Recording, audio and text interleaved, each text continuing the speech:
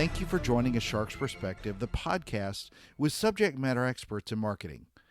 Think through for a second about your marketing campaigns. How does your current marketing affect consumers where they live and not necessarily where you choose to be? We often try to attribute performance based on an individual action. Think of last click, rather than an overall discussion through a customer journey. But is there a much better way considering the potential for developing insights through data? Scott Elser is the president of Digital Current, and on this episode, we'll talk about the techniques for connecting with consumers and customers in a more personal and most meaningful way through best practices in digital marketing efforts. So let's swim with two currently digital sharks on this episode of A Shark's Perspective.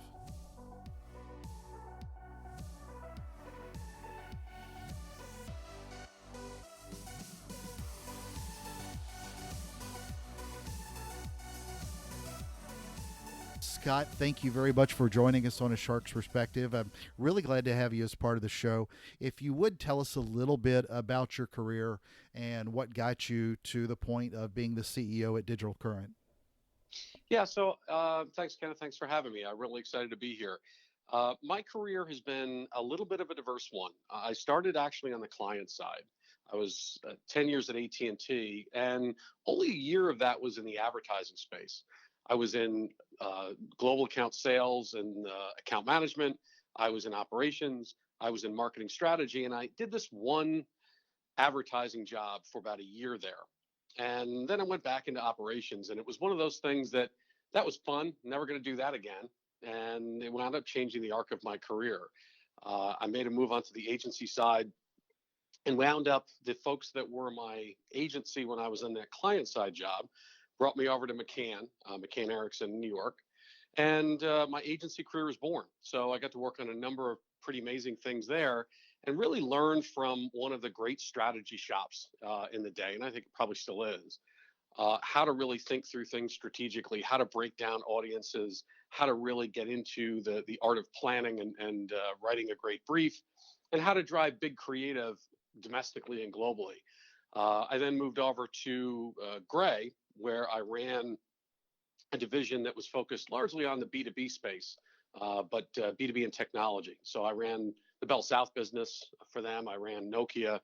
But having come from the client side, what I was able to do in both of those environments was to really bring what was very difficult back in those days, an integrated perspective that wasn't siloed, but really looked at how do you strategically drive communications across those silos to drive maximum opportunity and to drive maximum effectiveness, all the way from brand through activation and into the digital space. So I took the leap from Gray and started an agency really about that premise named Launchpad. And for about 9 years, we grew rapidly. We had a great relationship with several clients, including CenturyLink, which was our largest client, a couple of other telecom clients. And we were on the Inc. 500 list the first year we were eligible. We were Inc. 5000, I think 4 years overall.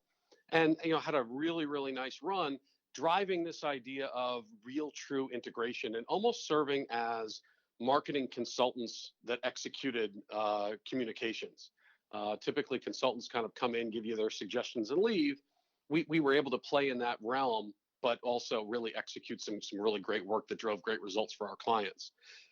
Moved across into yet another, I'll call it a kind of little bit of a left turn into the CRM space, where in my previous role, I was the president of the agency at Hart Hanks.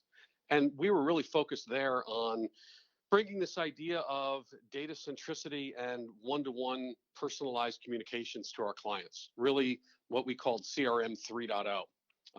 And that was a fascinating place to be. It was a fascinating promise that truly is the future of where marketing's going. And came across here back, I guess, in the middle of February, joined Digital Current. I really missed my entrepreneurial roots and had the opportunity to come out and move out to Phoenix, which I had some history here and some family here. So I jumped at that. And I'm running an agency that is focused on earned and paid search and content, and is expanding as we move forward into some other areas. around CRM and analytics. So it's an exciting time to be here. It's an exciting time to be running a growth agency in the digital space. So let's talk a little bit. Tell me about the current state of digital and how that sort of played into the growth at Digital Current. Yeah, I think what you're finding now is, digital has evolved over time. If you go back, and I'll step back in the way back machine, Kenneth, because I'm old enough to go there. Well, and let me let Uh, me let me also say to go along with that, agencies in your space, I've been part of one before, have had to evolve the exact same way. I mean, not necessarily absolutely. the same way, but Digital Current, just like every other agency who, 10 years ago was doing things completely different on the internet. So talk a little bit about that evolution of Digital Current. Absolutely. So, digital years ago was this kind of mysterious thing that people who looked and dressed different did, and organizations really kept it separate. It was in a lot of ways more of a technical thing than it was a marketing thing. And you saw things like the web going to digital specific agencies, and you saw a lot of times the web sitting in the IT organization with companies rather than sitting in the marketing organization, and it created a lot of real challenges because it evolved pretty quickly from being this thing that had to be pretty technical to actually being the fundamental heart of almost every single thing that was going on from a marketing perspective. So the evolution you've seen now is digital as a whole really coming into the mainstream of what's driving marketing and what sits at the center of the universe of almost all things, and becoming that vehicle that CMOs are increasingly controlling and driving, rather than CIOs. So it's really it's becoming the engine for everything, and a big part of that is its ability to sit in the middle of the evaluation process and the buyer's journey for the consumers, but also it's the ability for it to play the engine role of data collection, and content delivery in an increasingly data centric world. So it's got the unique capability of truly delivering that one-to-one real-time experience with consumers, in a way that really no other vehicle does, and to cement and be the place that everything else drives to in order to be able to leverage what we can learn about consumers as we go forward to be able to deliver that experience in a more and more intelligent way. So, clients that you're working with, clients that you're approaching, having discussions with, clients come to you and ask you for help with strategies that continue to evolve. What are some of the high level strategies that you're hearing over and over and over? Is it that everybody's wanting to switch all the content, everybody's pouring all their money into Facebook advertising or Instagram, or more along the lines of paid search? What are the kind of things that you're hearing over and over and over from clients as strategies evolve? I think a little bit of all of that, right? I think when you talk about, I'd say content is probably king right now. It had been social media just a few years ago, and content was sort of an emerging item that almost came out of the social media wave. But what's happened really now is content is becoming the currency for everything, and content has expanded its overall definition from being those articles that you wrote to actually being every single thing that somebody interacts with, be it on the content on your website, be it an article, be it a video, even at being the advertising itself, right? Everything is now becoming content, and there's a recognition that content, it's all about content and it's all about engagement. One of the things that you see happening now, the fight used to be between brands in terms of share of voice. How do I buy more media? How do I get in consumers' faces more?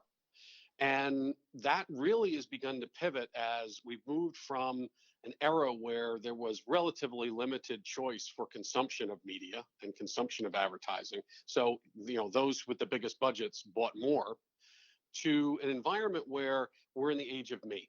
It's no longer the brands are in control. It's no longer that really you have a control over how you get to people. And it's no longer a competition for share of voice or even share of mailbox. It's really a competition for share of attention. And consumers are going to decide whether they want to give you that or not. And it really comes down to how compelling your content is and whether or not you're able to connect with them on the things that are most important to them in a way that both breaks through but adds value as they move through their own buyer's journeys and the experiences they want to have. So content has really emerged as the cornerstone of everything. And all of the other aspects of it are really, how do you make sure you're delivering that content and getting it into the right place at the right time for the consumer? Couldn't agree more. And talking about the consumer and the customer experience, let's kind of walk us through some of the, the challenges and the benefits and sort of the best practices in the customer experience aspect of marketing. Absolutely. So, I think it starts to a degree with really understanding the consumer. So, and that's probably the most obvious statement that you'll ever hear anybody say.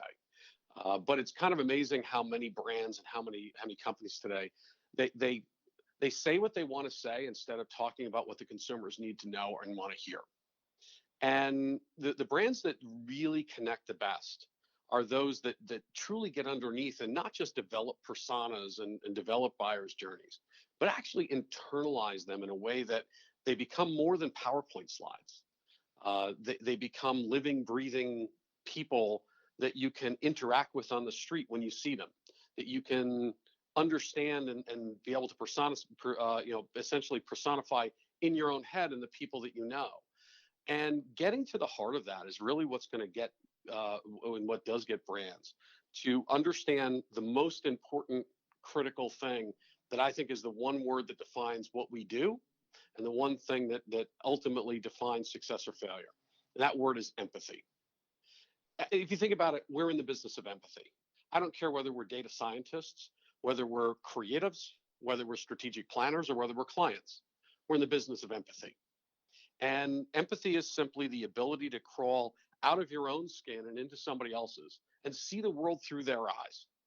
And then be able to take that knowledge and build an argument and build an experience designed for them, around them. So in terms of really being able to bring that consumer experience and bring, be it digital or really anything, and be able to really build that right buyer's journey experience and connect with people where they live, it really starts with those who can really deliver empathy and really understand how to make that skill work in a data-centric world are the ones who are going to win. One of the things that was interesting, we worked a lot with some outsourced technology vendors overseas. And what you find is, if you look 10 years ago, you could outsource functions that were done here that were repetitive in the technology space, and you could outsource those to really inexpensive resources over in places like India. And they built an entire economy on it. The problem is, as things are moving forward, if you can outsource something because it's a menial task or a repetitive task to a human being in India, now we're getting to the point that you can actually outsource that to artificial intelligence, making those people irrelevant because they're repetitive tasks that a machine can learn. So what's happening now is, and countries like India are really struggling with it. Data is taking over, and the ability to really look at data differently and turn big data into small data is really impactful. However, the one thing that computers can't do, the one thing artificial intelligence can't do, is apply that fundamental understanding of the human being through empathy. So if you think about the careers that are really going to be the future of artificial intelligence, it's not just the people who code this stuff. It's actually the people who can provide the human direction that's going to guide the effectiveness of that interaction and that artificial learning that can take place with computers. So from the perspective of, the initial question is really about how do you bring that consumer experience into marketing? It really comes back to, we've got to really understand those people that we're talking to and really understand what makes them click as human beings, and then be able to translate that back into a data-centric world where you can know just about anything you want to about a consumer and use that knowledge to deliver them the right message at the right time on the right device. Yeah, and I couldn't agree more. That's one of the few problems that marketers can truly fix as well. You can't fix the product or the service. That's left to the product and or service. If it's a service, it's left to that division of a company. What you can do, though, to hit a home run or a grand slam for a company is design an easy path to help a customer acquire a product and then be able to have a conversation with them, show that empathy that you're discussing, and not make it a nightmare experience after that. And it's just so many brands fail at that, and it's unfortunate that that becomes the bigger story than whether or not the product or the service is of value. Absolutely. And I think when you look at um, great marketing at this point, uh, data is going to allow you, and some brands are starting to get there. But data is really going to allow marketers to pinpoint based on real one-to-one knowledge what a consumer is really looking for and where they are in their purchase path. And it's going to get increasingly there to enable us to put next best message, next best offer in front of a consumer. But consumers make about 80% of their buying path process happen before they ever speak with a human being. Right. That number may actually be too low, to be honest with you.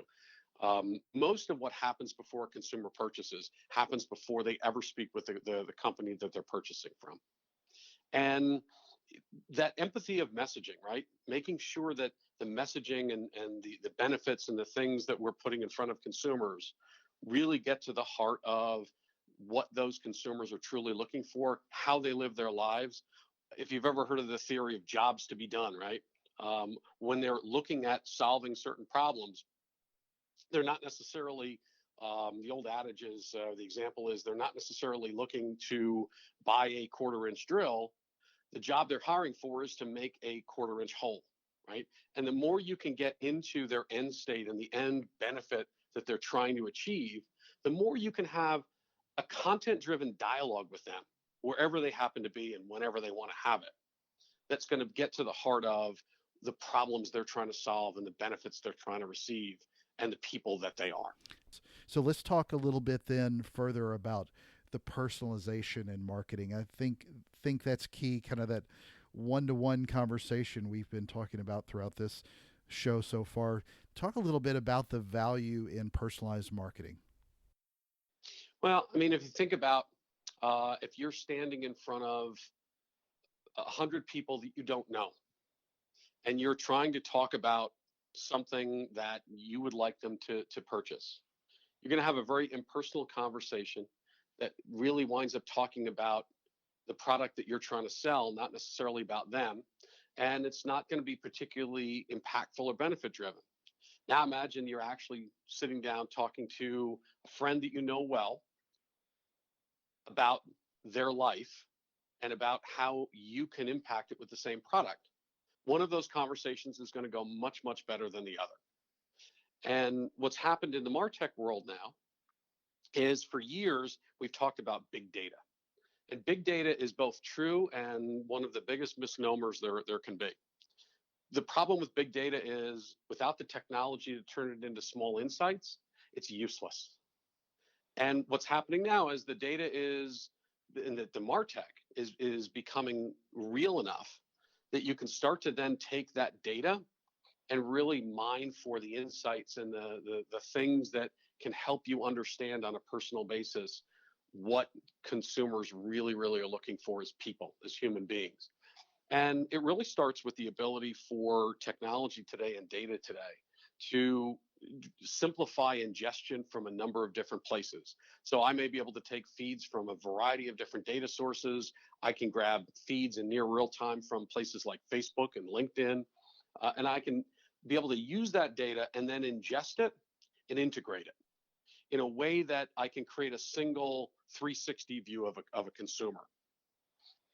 And you can also do it on a business side in terms of really looking at things from the perspective of not an individual business, but of the business, the decision makers within a business, and be able to link those together. And armed with that data, if you think about the conversations that as a brand you can now have, whether it's gleaning insights to be able to improve your search and think through your search engine terms in terms of how do you want to engage with people at different points that they might be in the buyer's journey, which you can identify by the interactions they're having in the digital world, for instance, or whether that's thinking through the messages you might want to put in front of those folks in social media, because you've got a sense of what they're looking for, or what their affinities are in certain places. You have the ability to then say, okay, I know we worked with a health food company, or a health um, supplements company, right? And you have the ability now to be able to look at the world and say, what do I know about their customer? Well, I know that they are, 35 years old, or let's say 55 years old. I understand that they live an active lifestyle because I can see that they're very interested in healthy diets and veganism. I can also see that they might have diabetes because they've signed up for a diabetes group on Facebook. And you think about all of that information that you can have on this person as an individual, and the ability to then model the messaging that that person acquires in different places, and the way you talk to that person, and the products you put in front of those people. It goes back to that 100 to 1 versus 1-to-1 communications example that I gave before. It allows you to truly, as a marketer, at scale, to be able to have a really personal discussion with somebody that you know, rather than have a mass communication with a bunch of people that you don't. So it's really the MarTech and data capabilities that have finally come full circle, along with the philosophy of being able to think through small data, not just big data. And that really is beginning to hit the mainstream. You're seeing a lot of major brands make big investments in that CRM 3.0 space, to be able to start to capitalize on that, and overlay real artificial intelligence to be able to both spot insights that the data is going to tell you if you knew where to fish, but you can't possibly fish through that much data. Artificial intelligence can, and to be able to break up the data in a way that you truly can see people as individuals, and then model on a micro level to be able to target them.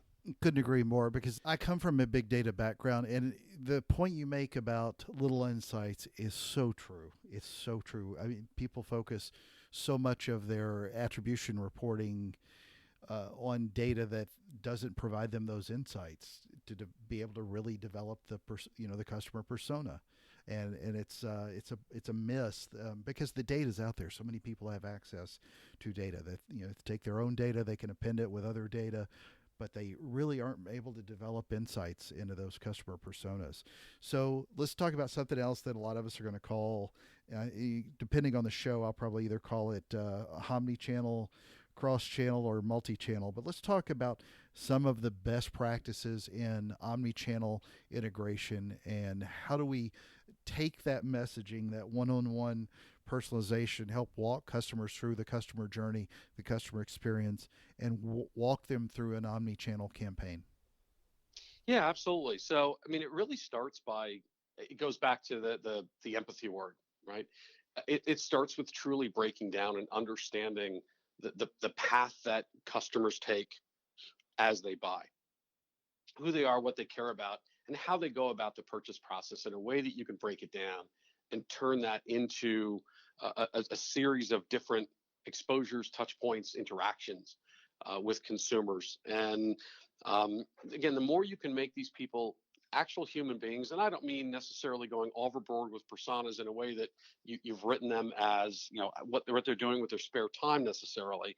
That can be helpful for certain brands, but to bring them to life in a human way that enables you to really think through from their perspective, what do they know going into a purchase? What are they thinking about? What are they really trying to accomplish? And how does your marketing interact with them where they live, not where you choose to be?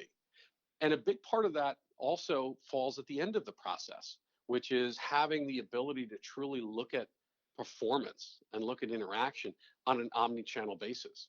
What we tend to do as marketers is try to look to attribute performance based on individual communications, rather than thinking through how do you build performance based on an overall discussion through that journey.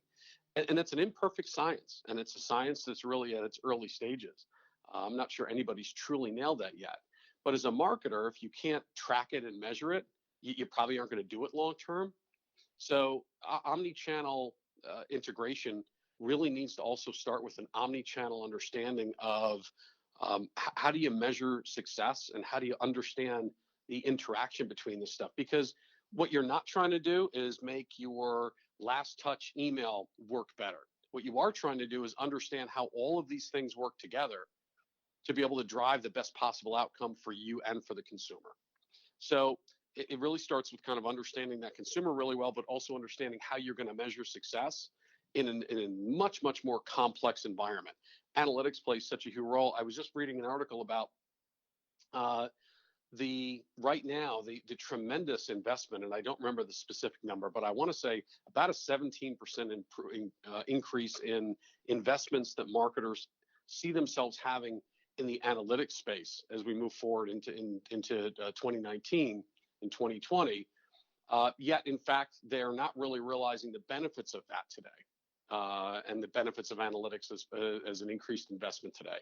And it really comes down to the fact that what marketers have realized is, while they haven't quite cracked the nut yet, the future really resides on getting the analytics right, which is going to enable them to get everything else right in terms of that multi-channel touch strategy. So it really starts both at the beginning in understanding those consumers, and at the end with understanding how you're going to measure performance and be able to better improve that communications flow for both the consumer and the brand. All right. Again, Scott, this is great insight. Thanks again for being part of A Shark's Perspective. How do people find out more about Digital Current? Well, you can check us out at digitalcurrent.com. And if you're ever in Phoenix, you can certainly stop by. But we'd love to chat with you, or you can email me directly, scott.elser@digitalcurrent.com. And I'd be happy to chat with anybody, or would love to have the opportunity to talk about how we can help your business. Great. Thank you, Scott, for being on A Shark's Perspective. My pleasure. I never thought I'd have so much fun swimming with a shark. So thank you very much, Kenneth, and I appreciate it. You bet.